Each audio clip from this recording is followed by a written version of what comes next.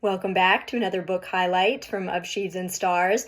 We have reached the branches section. So this is the second section of the book, and we're going to briefly discuss what's going to happen overall over the next several chapters. Basically, Joseph has come to a place of no return.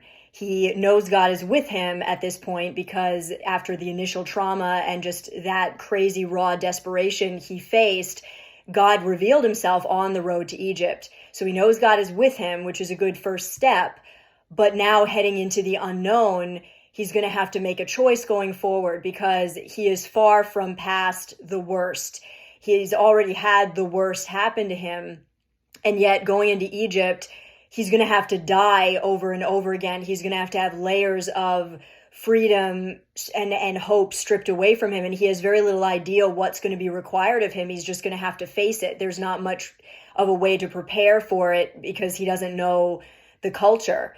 And so he's going to have to choose if he's going to be destroyed by the bitterness of the trauma or if he's going to base his actions on the reality that God is with him. Basically, which reality is going to be the one that leads him. And that's a hard thing when we know that it's still going to hurt either way. And we're going to see in the next several chapters, Joseph learning how to adopt God's vision in Egypt, which is a place he didn't expect God to be working. But he goes from only wanting to escape to seeing God actually making a difference as he steps out in faith. He's still grieving, of course, but he's sensing his heart being tugged over into a different realm by God. And this is a crucial step in processing deep pain. It's not that his grief is gone or doesn't matter, but he's getting exhausted processing it the old way. He's made it past the initial raging and his mind starts to clear and yearn to hear what God wants to say, not just what he wants to hear. He gets his deepest groanings out. He still wants to wrestle this out, but he starts sensing that escape isn't the direction God wants him to go. So he starts recognizing that in this section and moving in response to God. We so often get stuck in the sludge of the unhelpful questions, the why. We are meant to process through grief to a place where we can get to the real question, which is what now? And then listen, what are you doing, God? How can I be involved?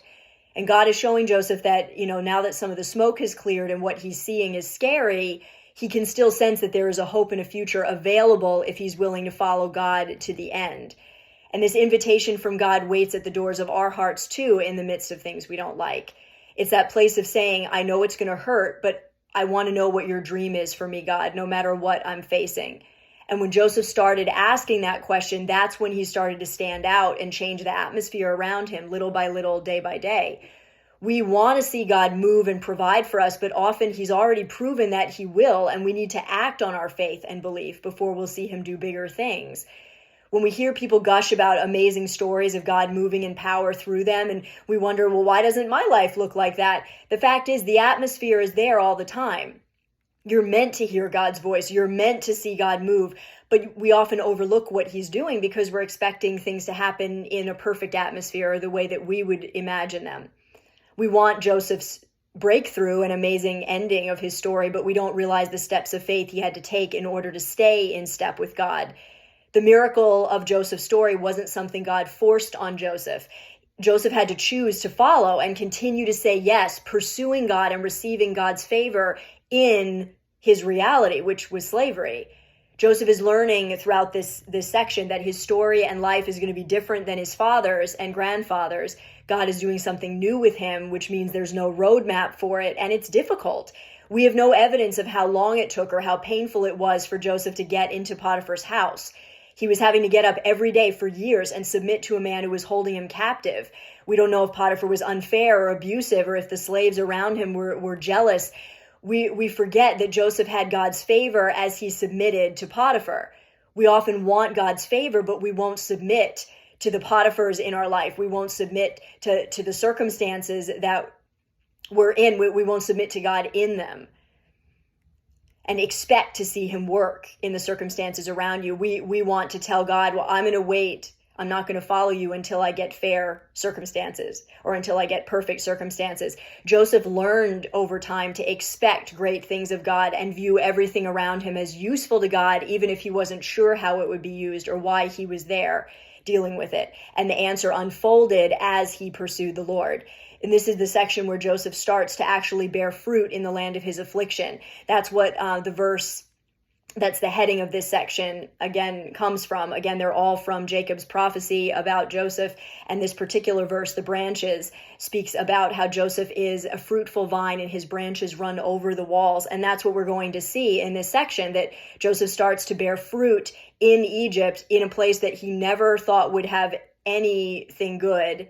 And his branches, the fruit that he's bearing, so to speak, start to climb over the walls that slavery has built around him, because you can't keep a God man down. The whole reason for that is his connection with God. And we see that later in the New Testament in John 15, where Jesus tells his disciples and us, stay connected to the vine, stay connected to God, because without him you can do nothing. But with him you can bear fruit even in unexpected places, and your branches will run over the walls like ivy that just keeps climbing towards the light and keeps penetrating every crack, and you just can't keep it down. Even if you cut it, it's just going to keep growing and keep latching on to whatever's around it. So I hope this encourages you, and I hope it gets you excited to continue with this next section. I'll see you next time.